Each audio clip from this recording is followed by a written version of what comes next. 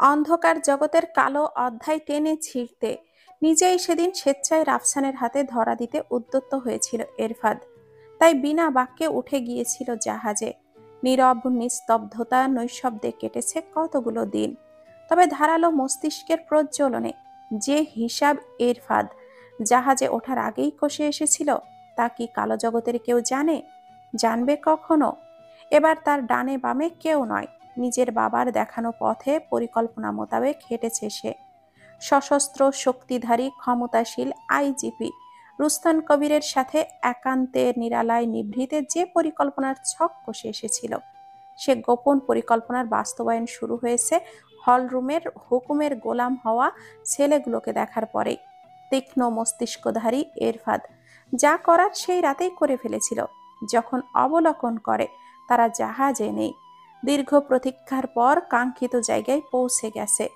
একদিকে নীরব থেকে প্রতিপক্ষের সামনে হার মেনে নিয়ে নিস্তব্ধ নীরব, আর অন্যদিকে খেলা চালিয়ে যাওয়া ডুয়েল গেমিং পারফর্মার এরফাদ। সে রাতেই সিগন্যাল দিয়েছে আইজিপি রুস্তান কবিরকে। পায়ের ক্যাজুয়াল জুতার গোপনে আছে এক আস্ত ডিভাইস, সাথে ব্লুটুথ। ওপর থেকে জুতা সারাদিন ধরে ঘাটাঘাটি করলেও গোপন ডিভাইসের দ্বার প্রান্তে যাওয়ার উপায় নেই। নিজের ক্যাজুয়াল জুতার সোল কেটে বসিয়েছে 2 ইঞ্চি সমান মোবাইল। ওপরে বসিয়েছে স্টিলের পাত, যাতে করে জুতার চাপ পড়লে ফোনটি নষ্ট না হয়। তার উপরে 3D পেইন্টিং, যা আপাতত দৃষ্টিতে জুতার গর্ত মনে হবে। 3/4 প্যান্টের কোমরে আগে থেকেই ঢোকানো ছিল কয়েকটি দেশের সিম কার্ড। প্রতিপক্ষের পরিকল্পনা যাই হোক, উদ্দেশ্য একমাত্র এরফাদ। সে উড়ো চিঠি তো আগেই পেয়েছিল, সেই বিষয়ে সন্দেহের অবকাশ নেই। চট্টগ্রাম পানিপথ দিয়ে যাওয়া যায় এমন সকল দেশের সিম কার্ড সহ পুরো ইউরোপের সিম কার্ডের ব্যবস্থা করা ছিল। লক্ষ্য তো সে আগেই ঠিক করে রেখেছে। ডুয়েল গেমার এরফাদ আসল কালপ্রিটের চোখের সামনে এক সময় টুক করে পড়বে। মৃত্যু খেলা শুরু হয়েছে অনেক আগেই। এরফাদের তার সকল পরিকল্পনা সুসজ্জিতভাবে ধাপে ধাপে আড়ালে আড়ালে পরিচালনা করছিল ঘাপটি মেরে দেশীয় আন্ডার কভার এজেন্ট আর ইন্টারপোলের সাহায্য। সকল সত্য উদ্ঘাটনের পরিকল্পনা প্রতিফলনের সময় ছিল আজ রাত 12টার পরেই। ইন্টারপোলের পুলিশ সহ আন্ডার কভার এজেন্টের সদস্য পুরো রিসোর্ট জুড়ে গত দিনেই ক্যাজুয়াল গেটআপে প্রবেশ করেছে। রাত 12টার একটা সিগন্যালেই ঝাঁপিয়ে পড়বে তারা। তার আগেই রাফি অঘটন ঘটিয়ে ফেলল। বন্দি অবস্থায় রাফসান যখন বলে ওঠে, রুম বাইরে থেকে বন্ধ, ডাকাডাকি আর চেঁচামেচিতে যখন ফেটে যাচ্ছিল দ্বিতীয় তলা, ঠিক সেই মুহূর্তেই দুর্নিবার অগ্নিমূর্তি ধারণকারী এরফাদ শক্ত ক্লাসিক ডিভাইসের অ্যালুমিনিয়ামের রকিং চেয়ার ছুঁড়ে ভাঙে জানালার থাই গ্লাস। তার শীতল চোখ মুহূর্তেই হয়ে উঠেছিল অগ্নিশিখা। তার তীক্ষ্ণ চোখের প্রজ্বলনে বলিষ্ঠ হাতের ধ্বংসলীলা যেন লিখে দিয়েছিল, সিনথিয়ার যদি ফুলের টোকা লাগে, সব ভেঙে চুরে দুমড়ে মুচড়ে একাকার করে দেবে নিমিষেই। মোটা রশি দিয়ে দড়ি বেয়ে নিচে নেমে গেছে এরফাদ। এরপর রাফসান, জাবির। বোনকে রক্ষায় রাফসান নিজেই প্রতিপক্ষ জাবির, আর এরফাদের হাতে তুলে দিয়েছিল রাইফেল, রিভলভার। অতঃপর এই মুহূর্তে সিনথিয়াকে কাঁধে ঝুলিয়ে সিঁড়ি দিয়ে অগ্নিমূর্তি হয়ে নামছে এরফাদ। জাবিরের রিভলভারের দাপটে 2 হাত উঁচু করে সিঁড়ি ভেঙে আন্ডারগ্রাউন্ডের দিকে হাঁটছে পিশাচ দল। কানের ব্লুটুথ খানা দপদপ করে জ্বলে ওঠে। সেই সিগনালে ইরফাদ নিজেও জ্বলে উঠে বলে, ফোর্স রেডি। সিঁড়ি যত নিচের দিকে নেমে গেছে, অন্ধকারাচ্ছন্ন হয়ে যাচ্ছে চারপাশ। ভ্যাপসা গন্ধটা গাঢ় হচ্ছে ক্রমেশই। এরফাদ সহ পুরো একটা পুলিশ টিম নিচের দিকে নেমে যাচ্ছে, যাদের শরীরে বুলেট প্রুফ জ্যাকেট, পায়ে বুট, হাতে রাইফেল সহ আরও প্রয়োজনীয় ব্যাগপত্র। বাকিদের তোলা হয়েছে জিপে, হাত পেছনে পিঠ মোড়া করে রাখা রাফি। রাফসান এখন কাঠের পুতুল। আন্ডারগ্রাউন্ডের ভারী পাল্লায় কড়া নাড়ে ইরফাদ। রাফসান কাতর গলায় বলে, ট্রাস্ট মি, এই মুহূর্তে আমি কোনো মিথ্যা বলছি না। আমার বোনকে আমার কাছে দিয়ে যা খুশি করা হোক। আন্ডারগ্রাউন্ডের লিডার সত্যি খুব ভয়ঙ্কর। ছোট পাখিকে নিয়ে যাওয়ার রিস্ক কি? ইরফাদ এই মুহূর্তে দোটানায়। নিস্তেজ সিনতিহাকে কাঁধে রেখে কতক্ষণ লড়বে প্রতিপক্ষের সাথে? রাফসানকে বিশ্বাস করার অবকাশ নেই। একজন সাইকো, যে কোনো সময় বিগড়ে যেতে পারে। পুলিশ টিমের অধিকাংশই ইরফাদের সাথে, বাকি বাইরে একটা জিপের সাথে শত্রুপক্ষ। সেখানে কোনোভাবেই সিনথিয়াকে একা ছাড়া যায় না। আন্ডারগ্রাউন্ডের অন্ধকারাচ্ছন্ন দরজার দ্বার প্রান্তে দাঁড়ানো রাফি আর রাফসান, পেছনে জাবির আর ইরফাদ। এর পেছনে আছে এনএসআই এর বিশ্বস্ত কর্মকর্তা সালমান শারাফি, যার নজরদারিতে ছিল তরুণ সমাজের কীর্তিকলাপ। ক্রিকেট ব্যাটিংয়ের সমস্ত তথ্য সংগ্রহ তার উপরেই ন্যস্ত ছিল। তিনি এখন সশরীরে উপস্থিত। ইরফাদ রাফির পেছনের রিভলভার ঠেকিয়ে তেজস্বী কণ্ঠে বলে, ডাক। সহসায় রাফি কাঠের পুতুলের মতো দরজায় নক করে। গলায় ফুটে ওঠে গুপ্ত পাসওয়ার্ড। এরপরে সহসায় সক্রিয়ভাবে দুই দিকে সরে যায় ভারী পাল্লার প্রবেশদ্বার। সামনে দাঁড়ানো সাদা চামড়ার বলিষ্ঠ লম্বা দেহি দীর্ঘদেহী লোকের গায়ে লেদার জ্যাকেট, পায়ে কালো বুট, কাঁধে রাইফেল। প্রথম পলকে আকস্মিক অপ্রত্যাশিতভাবে এরফাদকে দরজায় দাঁড়িয়ে থাকতে দেখে মুখে আমাবস্যার আধার নামে প্রতিপক্ষের। সহসায় মস্তিষ্কে বিপদ সংকেত শক্ত হাতে রাইফেল ইরফাদের দিকে তাক করে দীর্ঘদেহী লোকটি। তামার ভারী ধাতুতে তৈরি বুলেট সালমান শারাফির হ্যান্ড গান থেকে নিঃশব্দে বেরিয়ে চোখের পলক ফেলার আগেই ছোট্ট ছোট্ট ছিদ্র হয়ে বেরিয়ে যায় দীর্ঘদেহী লোকটির চওড়া কপাল। চোখগুলো ড্যাব ড্যাব করে খোলা, যেন নিজেও টের পায়নি তার জীবনের অন্তিম পর্ব ঘনিয়ে আসার। ধাপ করে শব্দ করে পড়ে যায় মসৃণ মেঝেতে। রক্ত ছিটকে পড়ে সাদা ধবধবে টাইলসে। আপাতত রাস্তা ফাঁকা। রাফি রাফসানকে সামনে রেখে পেছনে দাপিয়ে চলে এরফাদ, জাবির, শারাফি। বাকিরা দরজায় দাঁড়িয়ে থাকে। আন্ডারগ্রাউন্ড বিশাল আকার খোলা জায়গা নিয়ে নির্মিত, যেন খোলার মাটিতে মেঘের আধারে ডুবু ডুবু ধুধু মরুভূমির মতো শূন্য মৃদু হলদে আলোয় ফাঁপা। অনেকটা দূরে একটা খোলা দরজা, সেই দিকে নিঃশব্দে পা ফেলে পুলিশ ফোর্স। ধুধু করা শূন্য জায়গা, গা ছমছম ভাব। একই সাথে নিঃশব্দে ফেলা পায়ের শব্দের প্রতিধ্বনি। শ্বাসের শব্দ ফনা তোলা সাপের মতো হিস হিস করে উঠছে। পায়ের সাথে কান খাড়া, চোখ ঘুরিয়ে ঘুরিয়ে সাবধানে পা ফেলছে ইরফাদ। আকস্মিক দরজা থেকে পাগলা ঘোড়ার মতো তীব্র বেগে ছুটে আসে একদল পিচাস, যাদের চোখ মুখ কালো, মুখোশে ঢাকা, হাতে আগ্নেয় অস্ত্র। যেন পূর্ব প্রস্তুতি নেওয়াই ছিল। শারাফি আর জাবির সামনে, এরফাদ পিছিয়ে দাঁড়ায়। অস্ত্রধারী পিছাস জানোয়ারগুলো হুমড়ি খেয়ে এগিয়ে আসে দলে দলে। পুলিশ সদস্য রাইফেল হ্যান্ডগান নিয়ে প্রস্তুতি নেয়। প্রতিপক্ষের আক্রমণে ধাওয়া পাল্টা ধাওয়া। বিশাল আকার আন্ডারগ্রাউন্ড এখন যুদ্ধক্ষেত্র। প্রতিপক্ষ কখনো তেড়ে আসছে তাদের আগ্নেয় অস্ত্রের বুলেটের ঝাঁজে, পিছিয়ে যাচ্ছে পুলিশ সদস্য। প্রতিপক্ষ হিংস্র বাঘের ন্যায় লাফিয়ে লাফিয়ে মাংস খুবলে নিতে হানা দিচ্ছে। ইরফাদের কাঁধে নিস্তেজ সিনথিয়া ক্রমেই ভারী হয়ে যাচ্ছে। ট্রেনিংয়ে ভারী বস্তু আর ভারী বস্তা কাঁধে নিয়ে অস্ত্র চালানো তার পূর্ব অভিজ্ঞতা। এক হাতে ইরফাদ চালাচ্ছে ভারী অস্ত্র।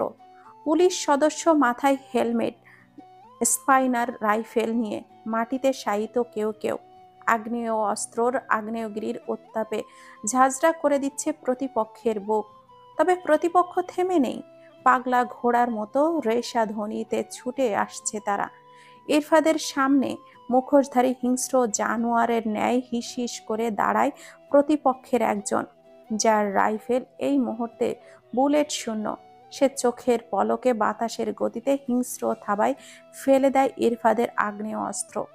অগ্নি ধ্বংস রূপে ঝংকার তোলে এগিয়ে যায় ইরফাদ। প্রতিপক্ষের হাতের আঘাতগুলো এক হাতে ঠেকিয়ে যায়।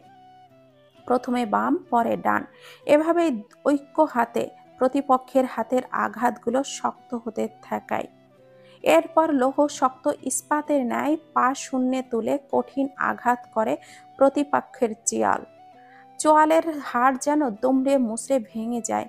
হিংস্র জানোয়ার কাত হয়ে নিচে পড়ে। রাফসান দূর থেকে দৌড়ে আসে ইরফাদের দিকে। তারপর চিন্তিত স্বরে বলে, আই রিকোয়েস্ট, ছোট পাখিকে সেফ জোনে রাখা হোক।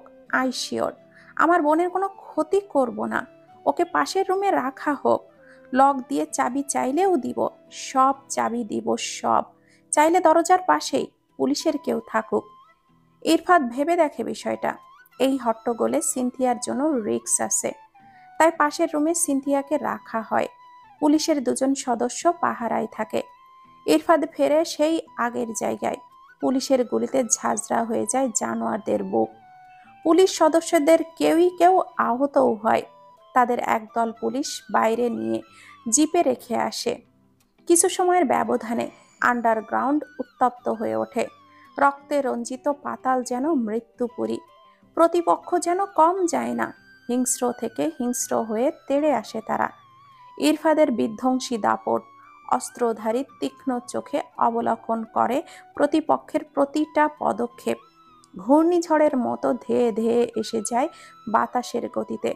এই ধারালো মস্তিষ্কের খেলোয়াড়দের হাতে রাইফেলের সীসার তৈরি বুলেট নিশানা বারবার লাগে।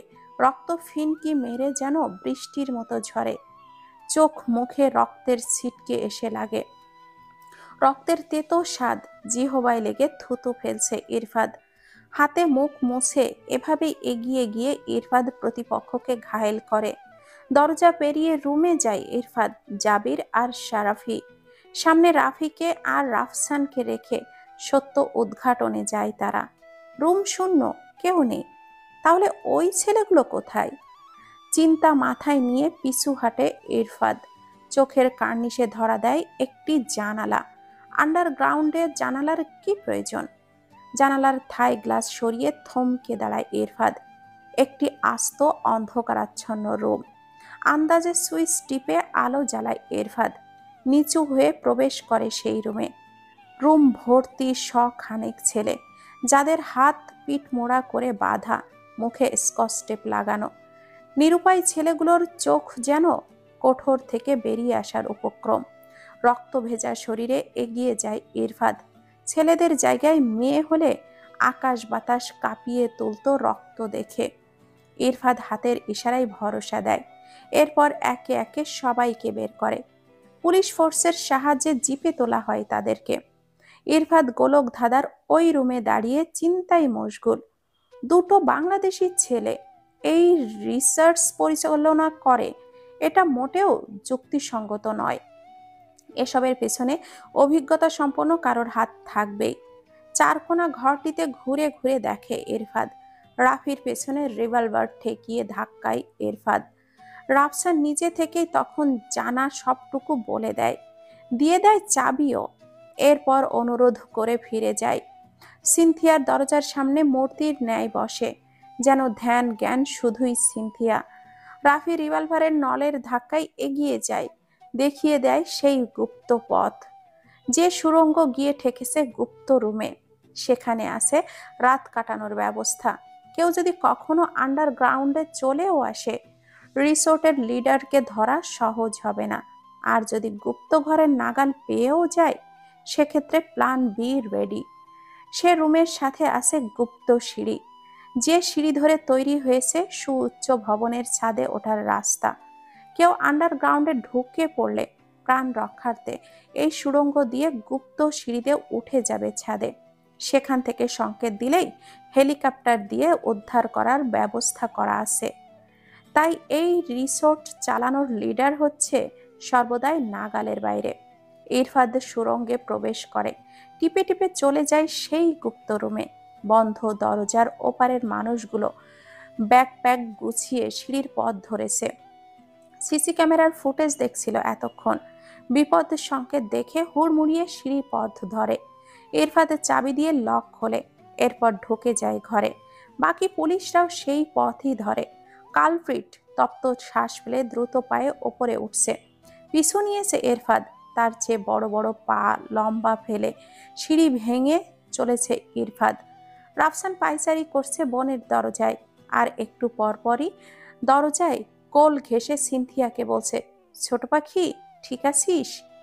ওপর দিক থেকে দুর্বল শরীরে সিনথিয়া বলছে, হুম।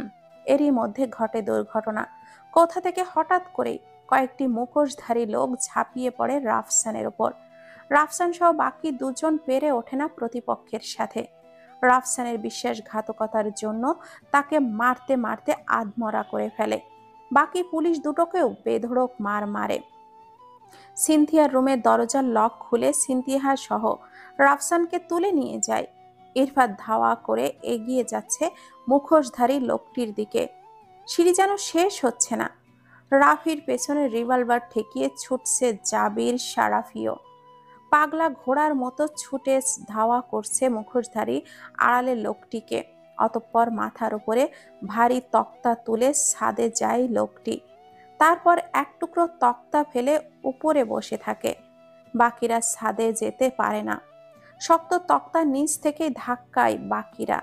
অনেকটা সময় পর একাই খুলে যায় ছাদের পথ। একে একে ছাদে যায় ইরফাত, জাবির, সারাফি। বাকিরাও। ছাদের এক পাশে দাঁড়ায় মুখোশধারী, আর এক পাশে ইরফাত সহ পুলিশ ফোর্স। সহসাই পৈশাচিক হাসিতে ফেটে পড়ে লোকটি।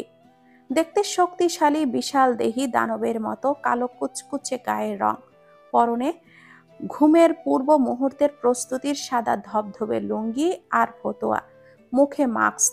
তার পৈশাচিক হাসিতে ফেটে পড়ছে আকাশ বাতাস। রিভলভার তাক করে ইরফাত। বাকিরাও নিজ নিজ জায়গা থেকে তাক করে রাইফেল। ঠিক ওই মুহূর্তেই পৈশাচিক হাসিতে ফেটে পড়ে দানবীয় লোকটি। কুল কুল। তারপর আবারও হো হো করে হাসে। এরপর বলে, আমি তো ভেবেছিলাম এসপি তীক্ষ্ণ বুদ্ধি সম্পন্ন তুই যে এতটাই বোকা, জানা ছিল না আমাকে ধরা এত সহজ। পৈশাচিক হাসির তালে তালে হাতের ইশারা করে লোকটি। এরপর হাতের ইশারার দিকে তাকায় সিনথিয়ার প্রতিপক্ষের হাতে বন্দি। অতঃপর স্তব্ধতা, নৈঃশব্দতা। সিনথিয়ার নিস্তেজ শরীর, আধখোলা চোখ, যে চোখে নেই কোনো শক্তি। মাথায় রিভলভার ঠেকিয়ে টেনে হিসড়ে ছেঁচড়ে নিয়ে আসছে কয়েকজন পিচাস। ইরফাদের রক্ত উঠে যায় মাথায়, চোয়াল শক্ত হয়, ফুলে ওঠে হাতের পেশি। মুখোশধারী বিশাল দেহী লোকটির ইশারায় একটি ছেলে রিভলভার ছোড়ে। রিভলভার হাতে ধরে লোকটি তেরছা করে হেসে বলে, কখনো হার না মানা এসপি, আজ তোকে হারতেই হবে। হ্যান্ডস অফ এভরিওয়ান, না হলে বুলেট মেরে শেষ করে দিব সব। ল্যাপটপের স্ক্রিনে গ্রাউন্ড ফ্লোরের সব কিছুই পুঙ্খানুপুঙ্খাভাবে চোখ বসিয়ে আজ দেখেছে রিসোর্টের রিল্ডার। এরপরেই ছক কষে নিয়েছিল, কোথায় হাত দিলে এসপি দুর্বল হবে সেই জায়গাতেই হাত দিয়েছে লিডার। মুখোশধারী বিশাল দেহী লোকটি গলায় হুঙ্কার দিয়ে বলে, হ্যান্ডস অফ। এসপির নির্দেশে সকলেই তাদের অস্ত্র নিচে রাখে। প্রতিপক্ষ দলের পিচাসগুলো ছুটে এসে তুলে নেয় অস্ত্র। তারপর ঠেকায় পুলিশ ফোর্সের মাথায়। টেনে হিসড়ে ইরফাতকে নেওয়া হয় পেছনের সারিতে। এরপর সিনথিয়াকে টেনে হিসড়ে দাঁড় করানো হয় ছাদের কোনায়। সিনথিয়াকে কেন্দ্র করে বৃত্তাকার অংশতে গোল করে লাগানো হয় আগুন। শরীরে ভার রাখতে না পারা সিনথিয়া বসে পড়ে আগুনের মাঝে। নিজের জন্য পুরো টিম সহ ইরফাতকে দুর্বল হতে দেখে মনের গহীনে এক অদৃশ্য যন্ত্রণা ভীষণ জ্বালা ধরায়। এই মুহূর্তে তার হাতে পায়ে বিন্দু পরিমাণও শক্তি নেই। তার জন্য পুরো টিম বিপদে। চোখ দুটো জ্বলছে, আগুনের উত্তাপে পড়ছে শরীর।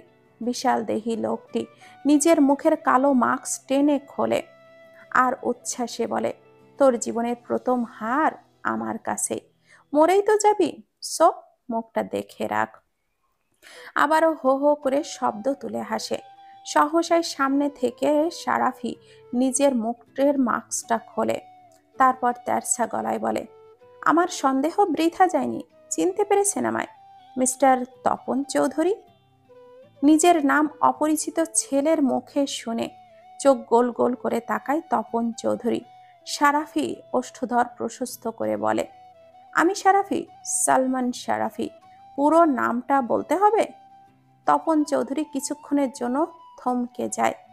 অপরিচিত মুখটির পরিচিত নাম প্রতিপক্ষ হিসাবে দাঁড়িয়ে থাকায় ভেতরে বিদ্যুৎ খেলে যায়।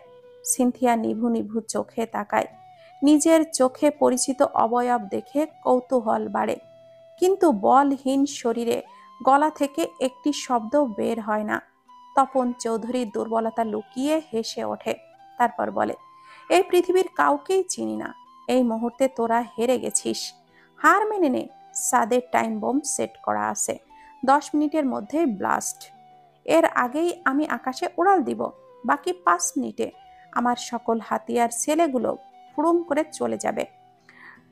রিসোর্টের সকলকে ফায়ার অ্যালার্ট দিয়ে বাইরে বের করা হয়েছে। নিচের প্রবেশদ্বার বন্ধ।